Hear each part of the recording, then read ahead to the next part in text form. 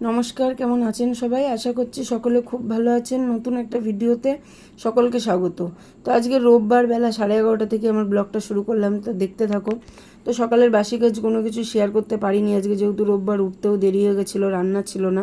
তো চা খেয়ে এদিকে ছেলের জন্য কটা ডিম সিদ্ধ করে রেখে বাজারে চলে গেছিলাম। তো বাজার থেকে আসার পথেই ছিঁড়া পরোটা নিয়ে এসেছিলাম সকালে ওদের খাওয়ার জন্য, ছেলে মেয়ের। তো ওদের খেতে দিয়ে নিজেও একটু খেয়ে এদিকে মাছ মাংস যেটা এনেছিলাম ওটাই ধোয়ার জন্য বের করে নিচ্ছিলাম। মাংস আর চিংড়ি মাছটা রেখে দেবো পরের দিনের জন্য। তো এদিকে মশলা টশলা রেডি করে সবজি টবজি কেটে নিয়ে রান্না করতে বসে গেছি। এদিকে সবজিটা আমি গুছিয়েও নিয়েছি ঝুড়িতে।